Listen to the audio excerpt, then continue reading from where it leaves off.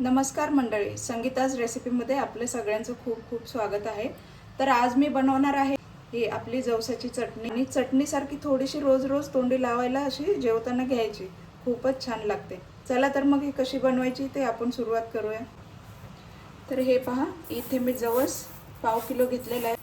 आता ह्याची चटणी आपल्याला बनवायची आहे। खूपच छान आणि खमंग चटणी बनते। 10-15 दिवस तरी महिनाभर पण आरामात राहते। आता हे आपल्याला भाजून घ्यायचे। त्याच्यामध्ये आपल्याला साहित्य लागणार आहे जिरं, लाल मिरची पावडर, चवीपुरतं मीठ आणि लसूण। हे 15-20 पाकळ्या मी लसूण घेतल्या। तर हे पहा, गॅस चालू केला। आता हे आपण जवस भाजून घेऊया। सुरुवातीला थोडंसं फास्ट ठेवायचं आहे गॅस, नंतर एकदा जरासं भाजायला सुरुवात झाली की आपल्याला गॅस स्लो करायचा। रोजच्या जेवणात जरी थोडीशी आपली घेतली, चटणी खातो तशी थोडीशी रोज, तरी खूपच चांगलं आहे। छान असं भाजून घ्यायचं आहे। भाजायला लागलं की तडतड असा आवाज येतो त्याच्यातून, मग समजायचं की आपलं जवस भाजलेलं आहे।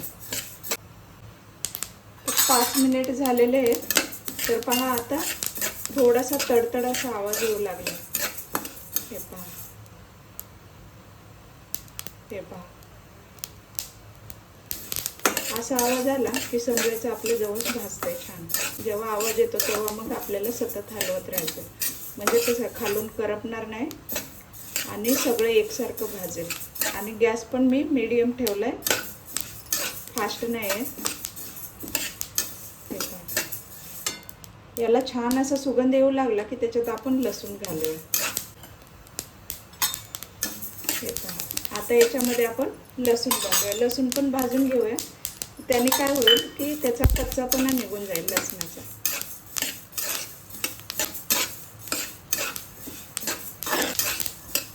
बारीक गॅसवर भाजल्याने काय होतं, याचा टेस्ट पण खूप छान येतो आणि हे करपत पण नाही आणि मस्त भाजलं जातं।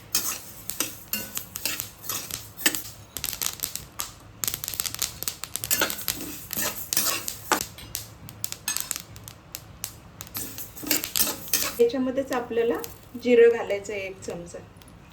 जिरं पण भाजून निघेल याच्यामध्ये छान।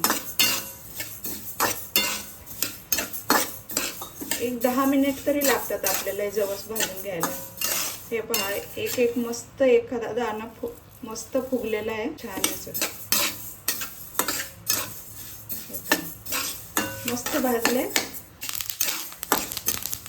हे पहा, छान असं तडतडते आपलं जवस। आता मस्त भाजलेलं आहे लसूण पण। आता आपण गॅस बंद करूया आणि याला थंड करून घ्यायचं आहे। तर हे पहा, आपलं जवस आता मस्त थंड झालेलं आहे।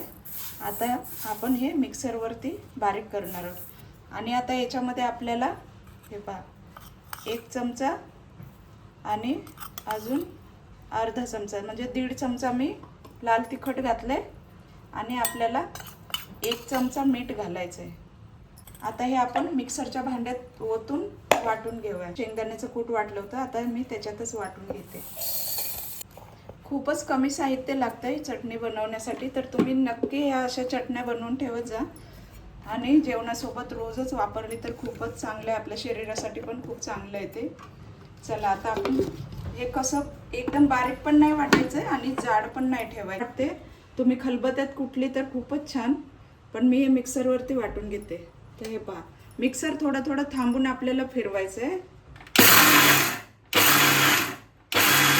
हे पहा, असं थोडं थोडं फिरवून हलवून परत थोडं थोडं फिरवून असं घ्यायचं मिक्सर, म्हणजे कसं एकदम बारीक होणार नाही आणि जराशी जाडसर पण राहील आणि छान पण वाटेल।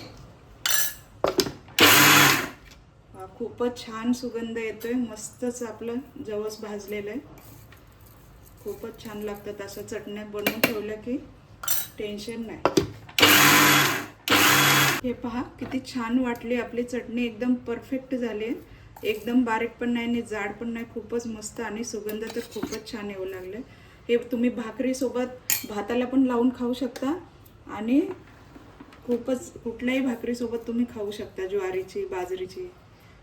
आता ही जरा चटणी थंड करून घ्यायची आणि मग डब्यामध्ये बरणीत भरून ठेवायची मस्त झाकून लावून।